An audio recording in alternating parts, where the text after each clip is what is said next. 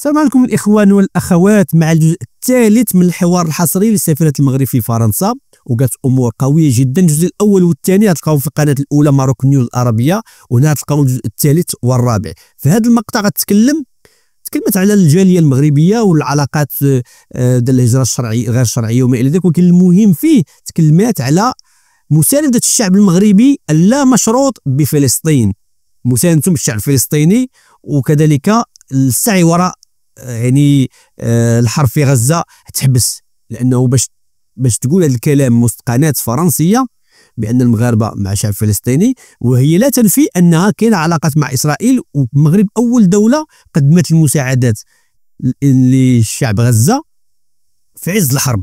يعني واحد تصريح قوي، وهي حرصت أنها تتكلم على هذا الموضوع هذا وسط القنوات الفرنسية باش كل شيء يسمع. خليك تشوف هذا المقطع. إلا كنتي أول مرة يسعدنا كدير واحد لايك واشتراك. في الوصف كاين القناة الأخرى الرئيسية اللي كنديروا فيها مقاطع أخرى. خليك تما ونتلاقاو في فيديو آخر إن شاء الله. تهلا. En matière de délivrance de laissez-passer consulaires, nous avons eu l'occasion d'en discuter à plusieurs reprises et à différents niveaux tous ces derniers mois et ces dernières semaines. Nous avons un taux de délivrance de laissez-passer consulaires qui avoisine les 80% entre le Maroc et la France. Pour l'année 2024, du 1er janvier au 8 novembre 2024, nous avons délivré 1040 laissez-passer consulaires. Et sur les 1040 qui ont été délivrés, il y a 80% qui ont été donc récupérés, et il reste environ 20% des dossiers incomplets et des laissez-passer qui n'ont pas encore été récupérés. Je m'excuse, des laissez-passer qui ont été demandés. Parce qu'il y a une petite problématique qui explique non pas une guerre de chiffres, mais une lecture des chiffres, qu'on se soit positionné d'un côté ou d'un autre. Cette lecture est la suivante. Lorsque vous demandez une identification, vous la demandez soit par empreinte digitale, soit par dossier administratif. Vous la demandez et on vous répond. Dans 57% des cas, c'est un Marocain. Et donc, dans près de la moitié des cas, ce n'est pas un Marocain. La personne dont vous me demandez l'identification n'est pas d'origine marocaine. Donc, je ne peux pas expulser ou procéder à l'établissement d'un laissez-passer consulaire à quelqu'un qui n'est pas l'un de mes ressortissants. Donc, lorsque nous parlons de 80%, il s'agit bien de 80% des personnes qui ont été identifiées comme étant d'origine marocaine. Alors à l'inverse, pour beaucoup d'Africains, obtenir un visa Schengen pour entrer en Europe est une démarche administrative qui relève parfois du parcours du combattant et parfois justement l'attribution du visa. Samira Sitaïl, comment concrètement mettre fin à ces démarches qui sont, on vient de le voir, complexes, coûteuses ? Je crois que vous vous adressez à la mauvaise personne. Il ne me revient pas de répondre sur un système d'octroi de visa qui a été mis en place par l'Europe, par des pays européens. Je peux juste faire un commentaire peut-être, qui est celui d'une forme d'indécence avec laquelle les demandes de visa sont financées. Un financement est demandé pour des visas qui ne sont pas octroyés. Et là, il y a quelque chose d'indécent qu'il convient de régler. Mais le Maroc n'est absolument pas concerné, mais l'Europe devrait corriger définitivement. Il y va de sa crédibilité, de la crédibilité du système et de l'octroi de ces visas, et de sa crédibilité auprès des populations africaines. Alors la relation franco-marocaine, c'est évidemment, on l'a dit en début d'émission, plein d'autres volets. Il y a la coopération économique, les échanges culturels. On n'a malheureusement pas le temps de tout aborder. Je voudrais qu'on parle à présent du positionnement du Maroc sur certains grands dossiers internationaux, à commencer par le conflit au Proche-Orient. Je vous propose de regarder ces images, on les commente ensemble dans un instant. Voilà, image du 6 octobre dernier, plusieurs dizaines de milliers de personnes ont manifesté à Rabat, manifestation de soutien au peuple palestinien. Comme vous pouvez le voir, les protestataires ont également appelé à une rupture des relations entre le Maroc et Israël. Écoutons ces deux manifestants.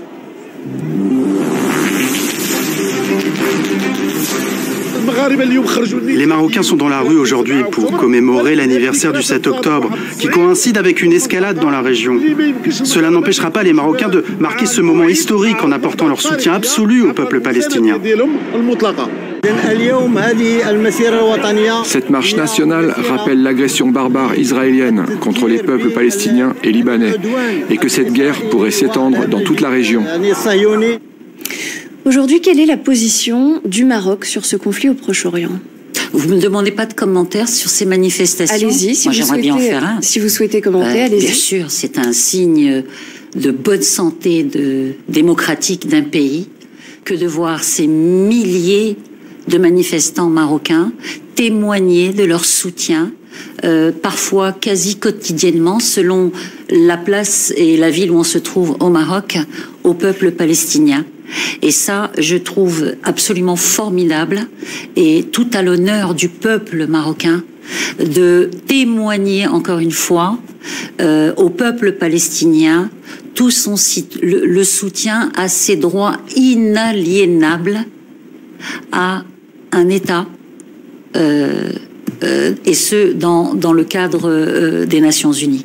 Alors, la position qui est la nôtre, évidemment, vous la connaissez, je pense. La position du Maroc, c'est un cessez-le-feu immédiat. C'est bien évidemment la préservation de la vie, la préservation des populations civiles. C'est bien évidemment la mise en place de couloirs humanitaires qui permettent aux aides humanitaires d'arriver dans les meilleures conditions aux populations palestiniennes. Et enfin, je le disais il y a quelques instants, la mise en place, la réhabilitation de la solution à deux États qui puissent permettre et aux Palestiniens et aux Israéliens de vivre dans la paix. Il y a eu des pressions diplomatiques du Maroc vis-à-vis d'Israël pour justement un respect du droit international et notamment du droit international humanitaire. Nous avons des relations diplomatiques avec Israël et nous sommes un pays qui a la possibilité de discuter avec Israël au quotidien. Et le fait d'être dans cette position nous a permis, par exemple, au mois de mars dernier, au premier jour du Ramadan et au plus fort des frappes israéliennes sur Gaza, d'obtenir que nous soyons le premier pays à entrer par voie terrestre pour acheminer 40 tonnes de vivres et de denrées alimentaires en faveur des populations palestiniennes. C'est ce que nous permet ce dialogue avec Israël. C'est ce que nous permet cette position et cette relation avec Israël. Donc, il ne faut pas le négliger. Ce qu'il ne faut pas négliger non plus, c'est cette possibilité que nous avons de faire pression quand il le faut et de dire ce que nous avons à dire aux autorités israéliennes. Mais nous n'avons pas besoin pour cela ni de caméras de télévision, ni de micros à proximité pour dire ce que nous faisons et la manière dont nous le faisons. Et nous l'entreprenons. Ça veut dire qu'il y a actuellement des discussions en coulisses avec les Israéliens au sujet de cette... Il y en a toujours. Ces guerres dans la bande de Gaza et au Liban? Il y en a toujours. Et le jour où les armes cesseront, le cessez-le-feu sera obtenu, il faudra des pays comme le Maroc qui ont la crédibilité nécessaire et à la fois auprès des Palestiniens et des Israéliens pour pouvoir nous asseoir à la table des négociations. Et bien évidemment, tout le monde espère que ce jour-là soit le plus proche possible. Ça veut dire que le Maroc espère pouvoir jouer un rôle dans la construction de l'après dans cette région? Le Maroc n'espère pas. Le Maroc joue un rôle, comme il l'a toujours fait, sur la question du Proche et du Moyen-Orient. Alors aux États-Unis, autre grand sujet international, Donald Trump a été réélu président. Il prendra ses fonctions officiellement le 20 janvier prochain. C'est une bonne nouvelle pour le Maroc? La question n'est pas que ce soit une bonne ou une mauvaise nouvelle. Le président américain a été démocratique démocratiquement élu par le peuple américain. Sa Majesté le roi Mohammed VI l'a d'ailleurs félicité pour cette élection.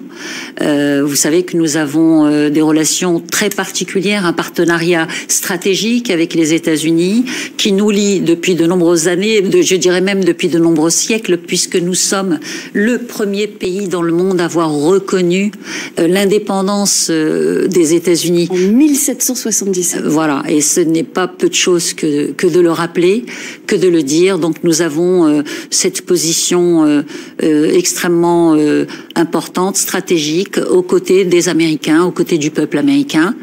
Et encore une fois, donc, nous saluons le choix du peuple américain et Sa Majesté le Roi en a félicité Donald Trump. Donald Trump avait reconnu en 2020 justement la souveraineté marocaine sur le Sahara occidental. Sous l'administration Biden, le consulat américain promis à Darla n'a pas vu le jour. Comment est-ce que vous interprétez ce retard? Écoutez, moi je pense qu'il faut arrêter les interprétations. Je veux dire, il y a une position américaine.